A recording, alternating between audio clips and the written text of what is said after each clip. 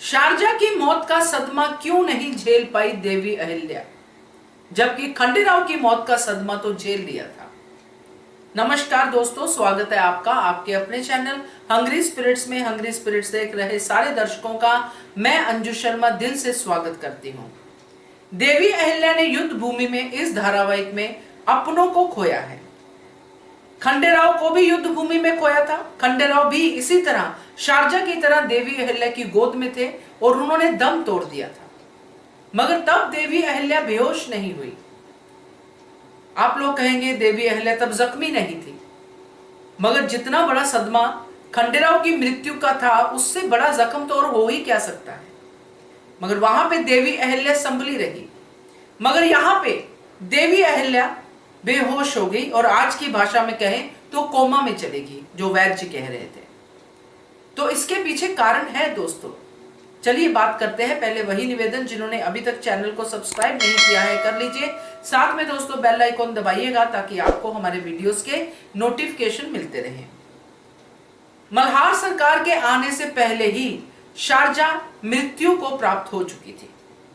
Sharjah जिसने ये पहले ही कह दिया था कि देवी अहिल्या के लिए, अपनी सखी के लिए मैं जान तक कुर्बान करने के लिए तैयार हूं। शारजा ने ही सबको समझाया था कि हम यहां बैठे नहीं रह सकते हैं, हमें देवी अहिल्या की सहायता के लिए दूसरी योजना बनानी चाहिए। और उसी योजना को जब शारजा ने पूरे विस्तार से सबसे बात की तो तुकु जी अपनी मुहिम पे चले गए, जो कि मल्हार सरकार को लाना था, और शारजा अपनी मुहिम पे। बहुत अच्छा रोल निभाया शारजा ने।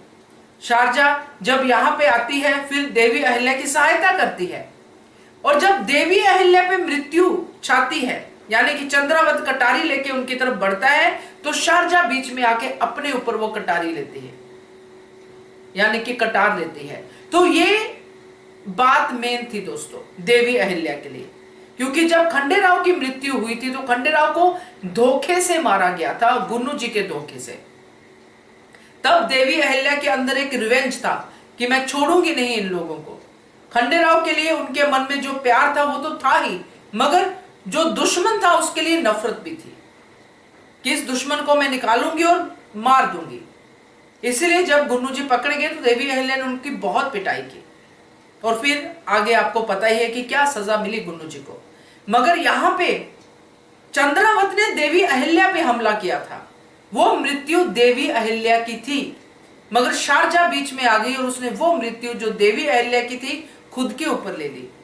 ऐसा देवी अहिल्या के साथ पहली बार हुआ है शायद इस धारावाहिक में, और यही बात देवी अहिल्या को कहीं अंदर तक खा गई कि मेरी सखी ने मेरी मृत्यु अपने ऊपर ले ली।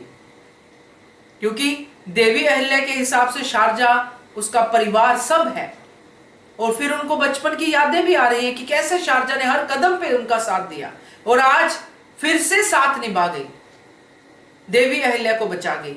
ये मेन सदमा देवी अहिल्या के मन में बैठ गया, इसीलिए वो ऐसे गिरी कि उठ नहीं पाई। तो मेरा अंदाजा तो यही कहता है दोस्तों, बाकी आप भी बताइएगा कि आखिर शारजा की ही मृत्यु पे देवी अहिल्या क्यों ऐसे बेहोश हो गई।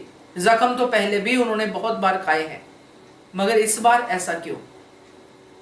कमेंट कीजिएगा। देखते रहिए channel hungry spirits. Thank you so much. Subscribe to our channel by clicking the subscribe button.